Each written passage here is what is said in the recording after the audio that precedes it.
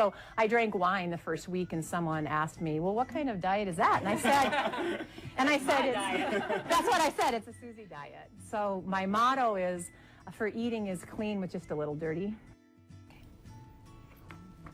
The Susie diet. Welcome back. We last spoke with Susie Eckberg-Risher in June about her goal to lose 50 pounds in a year. Yeah, this morning Susie is back with us to share her progress and her struggles through her 50-50 journey. Good morning. Morning, guys. Oh my goodness, you look amazing. And thank you. We are with you on this journey. We are so proud of you. Do you want to share with everyone how much weight you've lost? It's up to you. Yeah, totally 40 up to you. pounds. Oh my goodness. Wow. Chris predicted you were right on the way. I mean, Congratulations. like you were. Oh, you're so sweet. Yeah, and I was a believer too, but I just didn't want to blow it, I didn't want to reveal anything ahead of time. Be insulting. I was actually called a string bean yesterday, so that was a good kind of indicator that I was on the right track. Yeah, and didn't somebody say something in a restaurant like, stop losing weight, Yeah. you're too skinny? Yeah, that was very interesting because it made me kind of stop and look at my goals and why I was doing what I was doing and maybe change it up a little bit rather than just focusing on the numbers. So I'm actually moving into strength and muscles. I've never really had too many muscles, so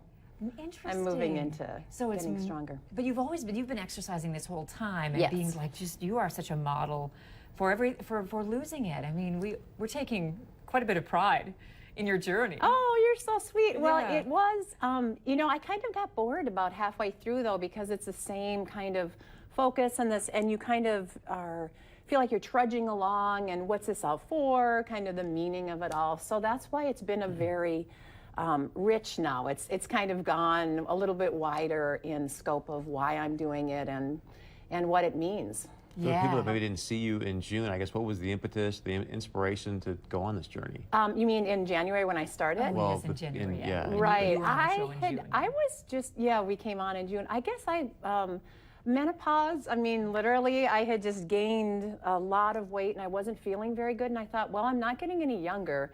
And if I don't really do something now, what's going to happen in 10, 15, 20 years? And I'm actually thinking that as we get older, we get stronger and healthier and more flexible and everything. So that's sort of my motto now. I think so too. You're right, because we're more aware of what to do and we have lots of knowledge about improving ourselves. Yep, and we can just be more disciplined and really enter into that time of our life when we can really care about ourselves. When we're younger, sometimes we're busy focusing on children or family or careers. And so now at 54, I'm anxious to start that next level of self-care, which we should be doing all along, but we usually don't. We sometimes forget.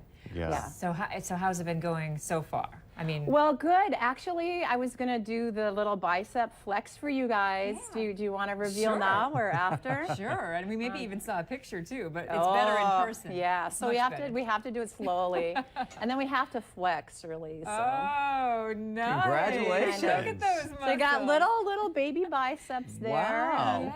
Yeah, good for you. Yeah, so that's been kind of exciting, but I actually kind of had a little injury doing too much weightlifting, so that's another thing to remember as you age too. You need to stretch and warm up. Yeah, a but little you bit. learn all these things along the way, right? Yep, and it's about time. It just takes time and dedication. Are you still gluten-free or? Yes, Okay. yeah. That's huge too, isn't it? It's really huge, and the refined sugar. I noticed the gluten really makes me sick. I had some chicken pad thai just because I couldn't help it, and I was sick the whole weekend. My stomach felt really bad. So you go on how you feel.